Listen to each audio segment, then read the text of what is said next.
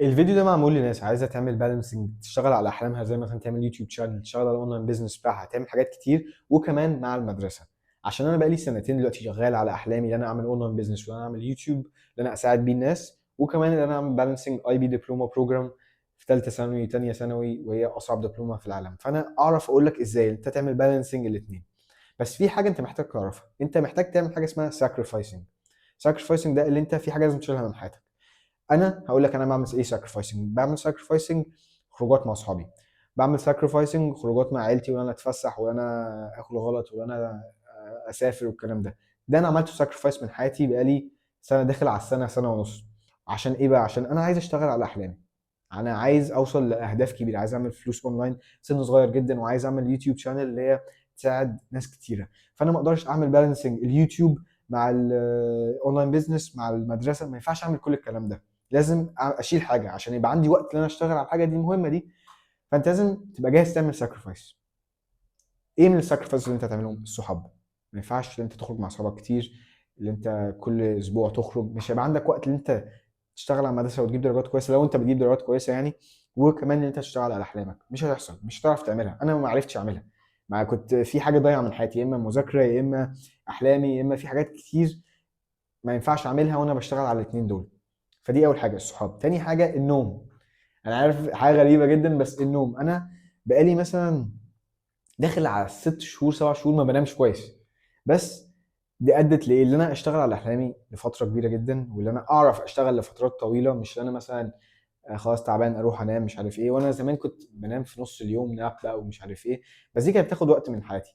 فانت عشان ما فيش غير 24 ساعه، يا دوبك مثلا 6 7 ساعات هتنام، وبعدين 8 ساعات هتروح المدرسه، وبعدين هتذاكر، وبعدين هتتمرن، وبعدين مش عارف ايه هتاكل. فيا دوبك ما فيش وقت غير ساعتين 3 في اليوم ان انت تشتغل على اليوتيوب مثلا، او احلامك، او انت تعمل اونلاين بزنس. مفيش وقت خالص. فانت ما ينفعش تنام في نص اليوم وتنام فترات طويله، مش هتعرف. انا دي من الحاجات اللي انا عملتها ساكرفايسنج، اللي هو النوم. تاني حاجه يبقى هو الصحاب والنوم، ماشي. وتاني حاجه الاكل. اكل كربوهيدرات. انا دلوقتي ما باكلش، او باكل كربوهيدرات قليله جدا جدا جدا. انت عارف الاحساس لما انت مثلا تاكل ماكدونالدز، او انت تاكل بيتزا، او انت تاكل عيش كتير، او انت تاكل رز، مش انت بتحس ان انت تعبان بعديها؟ دي من سبب حاجه اسمها انسولين سبايك، ودي بتخليك انت تعبان، او اسمها ليثارجي. بعد لما انت تاكل الكلام ده تبقى تعبان، مش قادر، مش عارف تركز على المذاكره، وعايز تقعد على السرير، عايز تريح على الكنبه.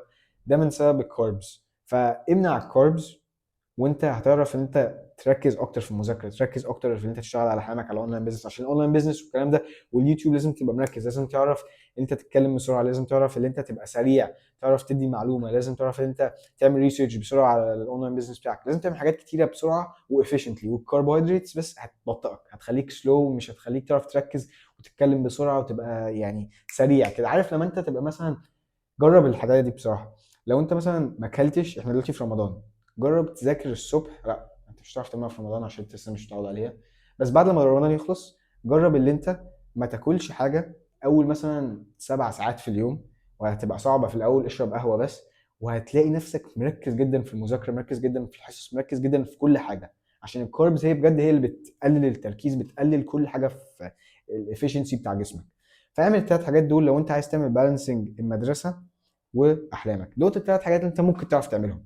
يعني هو انا قلت لك لازم تعمل ساكرفايسنج حاجات هتشيلها من وقتك، اللي هو الصحاب والنوم والفسح ومش عارف ايه. دوت لو شلتهم هيبقى عندك دلوقتي وقت تشتغل على احلامك.